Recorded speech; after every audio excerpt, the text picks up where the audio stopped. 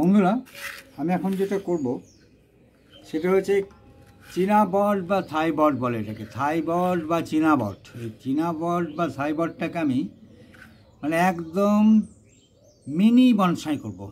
Mini bonsai অর্থাৎ mini bonsai মানে এর উচ্চতা হবে ম্যাক্সিমাম 6 ইঞ্চি। হ্যাঁ, সুতরাং সেইভাবে আমি একে সেই রকম টবে বসাবো এবং সেরকমভাবে মাটি ওকে দেবো। এটাকে আমি বড় করতে চাইছি না।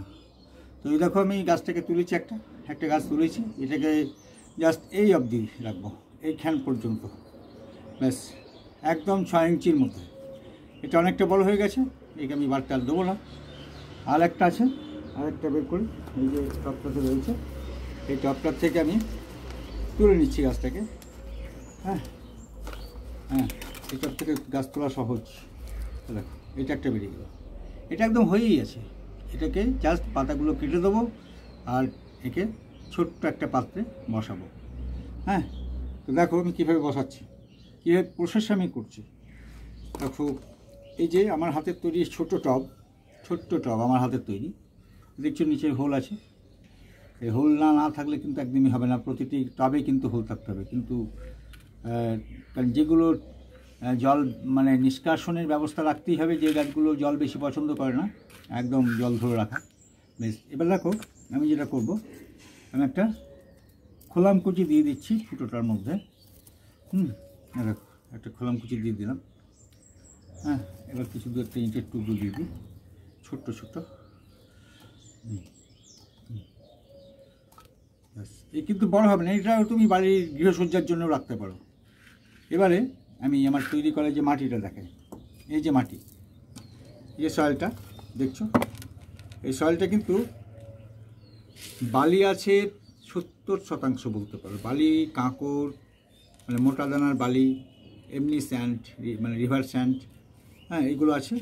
আর আছে ইটের টুকরো, কিছু আছে ভার্মিকম্পোস্ট, আর কিছু আছে কোকোপিট। সুতরাং এগুলো আছে।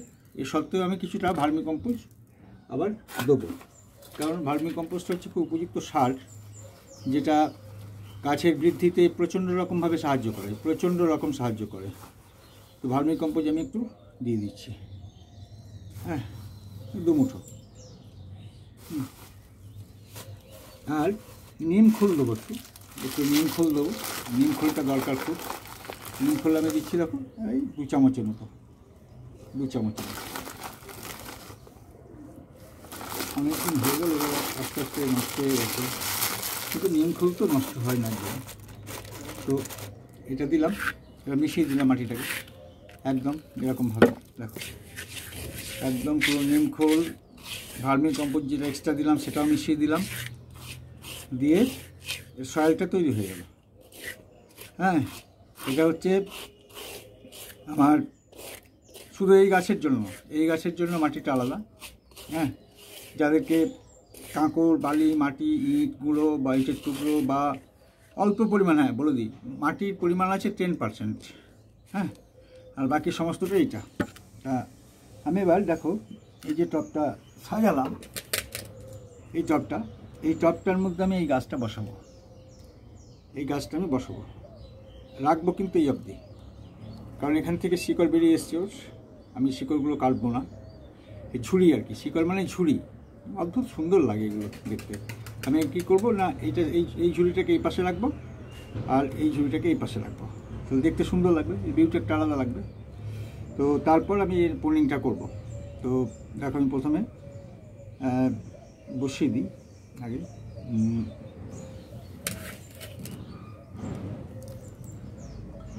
যে মাটি দিয়ে দিলাম, আমার তৈরি করা মাটি। হ্যাঁ, তারপর বসিয়ে দিচ্ছি।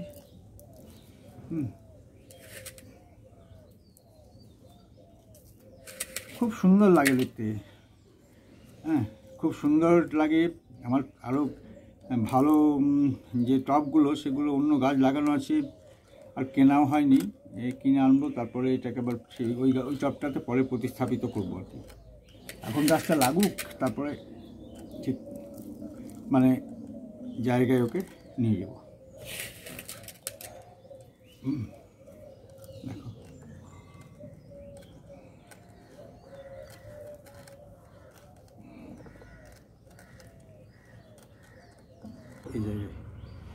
এই জায়গাতে এইটাকে দিলাম, ব্যাস।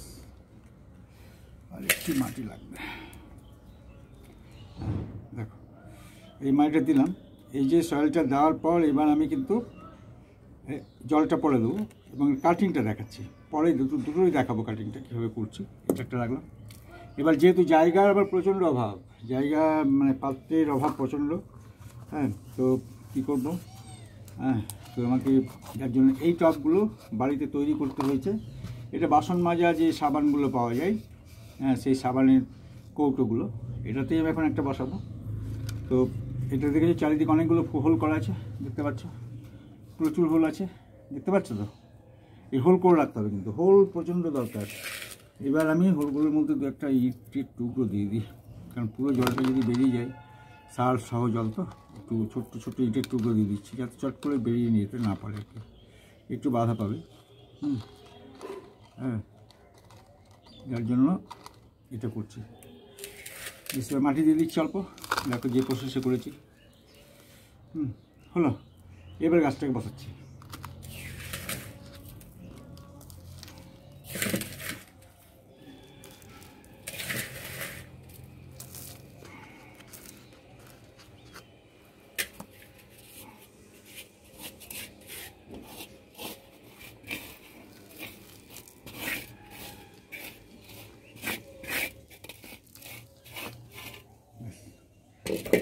অলরেডি প্যাক হয়ে গেল। এবার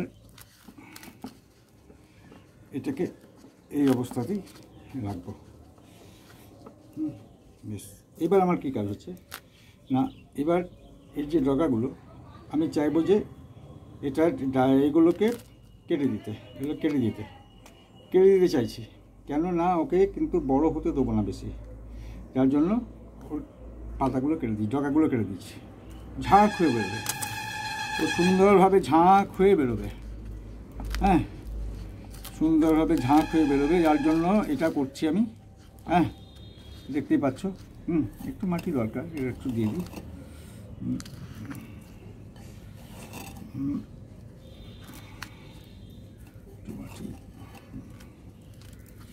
মাটি আমার এক্সট্রা সবসময়ই থাকে, হ্যাঁ, এক্সট্রা মাটি রাখতেই হয়, আলাদা জায়গা থেকে আমাকে এটা তৈরি করতে হয়। মাটিগুলো তৈরি করাটা একটা বিশাল ব্যাপার, যার জন্য ঠিকমতো তৈরি না করলে মাটিটা আমি কিন্তু গাছটা লাগাতে পারবো না। হ্যাঁ, ব্যাস দেখো এই গাছটাকে কিন্তু জাস্ট এইটুকু বাড়বে, আবার পাতা কেটে দেবো, আবার সুন্দরভাবে সে তার রূপ দেখাবে আর কি। এটা বসালাম, দেখতে পেলে। এইবার এটা অলরেডি কাটিং হয়ে গেল, প্রুনিং করে দিয়েছি ফুললি। এবার কী করবো না, ডগার পাতা আমি দু একটা কেটে দিতে পারি, জাস্ট গাছ তখন চেষ্টা করবে পাতা, আমি চাইবো এখান থেকে ডাল বেরোবে, এই পাতাটা কেটে, ডগাটা কাটা হয়নি, এই ডগাটা কাটতে হবে। হ্যাঁ, ব্যাস, তাহলে আমি এদেরকে এইভাবে মানে পুলিংটা করলাম, জাস্ট সুন্দরভাবে পুলিং হলো, যাতে গাছটা আর মানে আর সাইড থেকে যে ঝাঁক হয়ে বেরোবে, তখন গাছটা দেখতে এটা দুর্দান্ত রূপ। সেটা হলো এইটাকে করবো কি, এটাকে একটু কাজটা বেশি আছে, কারণ আমাকে এখান থেকে কাটতে হবে, দেখতে পাচ্ছ। হ্যাঁ, দুদিকে শুকরকে দিয়ে দিয়েছি আমি ওর ঝুড়িকে। এবার এটাকে কাটবো। প্রথম কাজ হচ্ছে এইটাকে কাটা, কেটে দিলাম। এইগুলো কেটে দিয়ে কিন্তু ফেলে না দিয়ে তুমি গাছ লাগাতে পারো, এগুলো গাছ হয়। এটা এমনই একটা গাছ, এই বট জাতীয় গাছ, সুতরাং তুমি করতে পারো। এবার আমি কাটবো এইখানটা থেকে, জাস্ট এইখানটা থেকে, এই জায়গাটা থেকে, এই জায়গায় কাটবো, যার জন্য আমাকে সেভাবে দাগ করে নিচ্ছি যাতে কাটতে সুবিধা হয়। কাঁচিটা এই মুহূর্তে পাচ্ছি না, এবার আমি ওইখানটায় ভেঙে দিলাম, ব্যাস কেটে গেল, দেখো হলো। এইবার কী করবো, এখান থেকে ডাল থেকে কিন্তু প্রত্যেকটি গিঁট থেকে গাছ বেরোয়, পাতা বেরোয়, এখান থেকে কেটে দিচ্ছি। হ্যাঁ, দেখো এটাকেও কেটে দিচ্ছি এই জায়গা থেকে, হলো। তাহলে এইটা গাছটা ছিল কত পাতা, কত সুন্দর। গাছটাকে আমি একটু কাটলাম নির্মমভাবেই, হ্যাঁ, কিন্তু ও আবার কিছুদিনের মধ্যেই দেখা যাবে যে ওর থেকে অলরেডি পাতা গজাচ্ছে, সুন্দর লাগছে। এবার আমি জল দিয়ে দেবো, আরও একটা কাজ বাকি যে সেটা দেখাবো।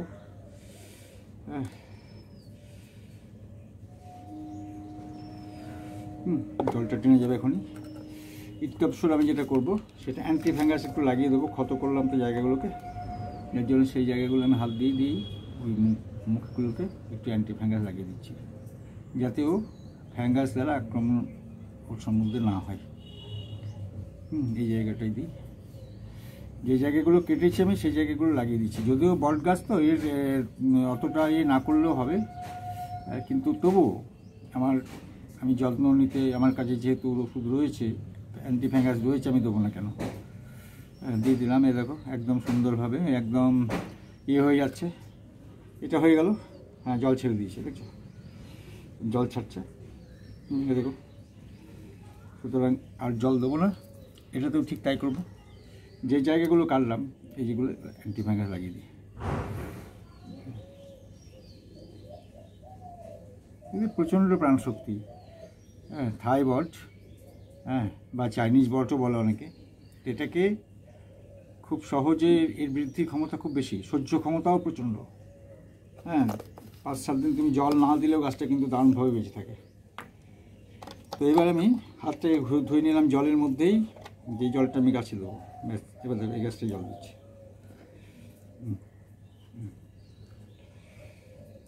এবার জল দিয়ে দিলাম। হ্যাঁ, দেখো জল দিয়ে দিলাম। হ্যাঁ, দেখো এবার জল ছেড়ে দেবে ও, আর নামনি। জল ছাড়লে আমি জল দেবো না, আর একটু জল লাগবে মনে হয়।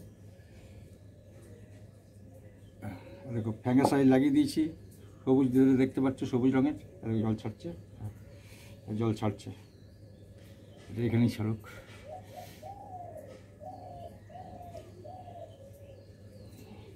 এটা হয়ে গেল। তাহলে বন্ধুরা, তোমরা দেখলে যে কীভাবে আমি থাই বট বা চাইনিজ বট যাই বলো না কেন, তাদেরকে আমি কিভাবে রিপোর্ট করলাম, কিভাবে তাদেরকে পোলিং করলাম, এবং ছোট্ট এটা বনসাই করবো, কিন্তু ছোট্ট বনসাই, এদেরকে বাড়তে দেবো না। হ্যাঁ, মানে বাড়তে দিলে সৌন্দর্যটা নষ্ট হয়ে যাবে, বিশ্রী রকমের হবে, বিভিন্ন দিকে ডাল মিলবে। হ্যাঁ, সুতরাং এই যে অবস্থাটা তোমরা দেখলে, হ্যাঁ, এই যে দেখাতে পারলাম তোমাদের, এই জন্য আমার খুব ভালো লাগছে যে তোমাদের এই প্রসেসটা অনেকের জানা নেই, যে কীভাবে ছোটো বট তুমি করবে, ছোট্ট বট টেবিলে সাজিয়ে রাখবে বা তুমি ড্রয়িং রুমে সাজিয়ে রাখবে, সেটা কীভাবে করলাম। বেশ বন্ধুরা, তোমরা দেখবে ধৈর্য ধরে। যদি ভালো লেগে থাকে ভিডিওটা, তাহলে লাইক, কমেন্ট এবং শেয়ার করবে। আর যারা নতুন বন্ধু আছো তারা অবশ্যই সাবস্ক্রাইব করবে, লাইক কমেন্টও করবে। ধন্যবাদ, ভালো থেকো।